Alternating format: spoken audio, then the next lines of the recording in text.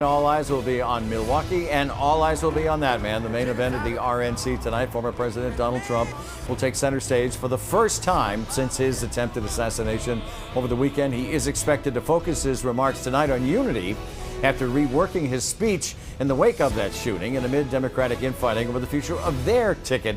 And all of that tonight as more details begin to emerge about that would-be assassin and how all of this played out. Joining us right now is Ed Cash, a security consultant who planned events in the Bush administration and worked closely with Homeland Security. So it's great to see you, Ed. And again, you were very helpful Saturday night when we were in the middle of discussing all of this.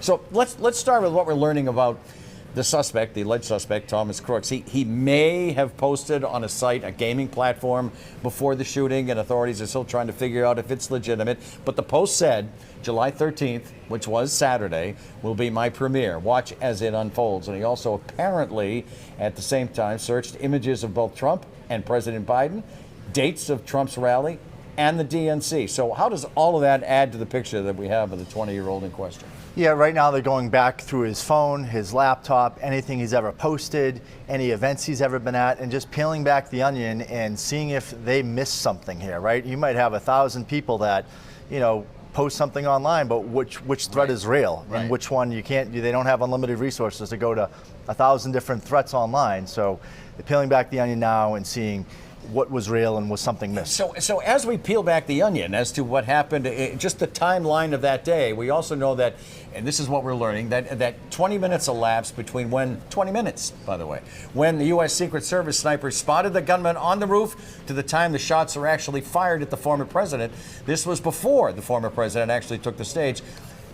20 seconds seems like enough time. 20 minutes feels like a lot of time to stop that from happening, no? Correct. I'm talking with former agents and folks in this arena. Why not hold him?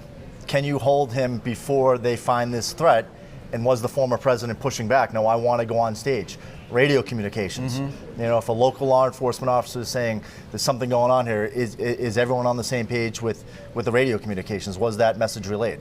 Would you suspect, as we mentioned, the former president is going to speak tonight in Milwaukee, and he'll get back on the campaign trail. So would you suspect it will look different around the former president as we go forward? 100%. Starting tomorrow, he'll have a level at the same level as President Biden going forward. More resources. You'll see more technology. You'll probably see bulletproof glass around him. You'll probably see a helicopter overhead, the motorcade all the time, drones, a little bit of everything. To that point of the plexiglass, the bulletproof plexiglass, you'd have to encircle the former president. You'd have to be careful of what was going on behind him. It can't just be in front. Look at January 6th when he spoke in front of the White House. Yes. You had the glass up.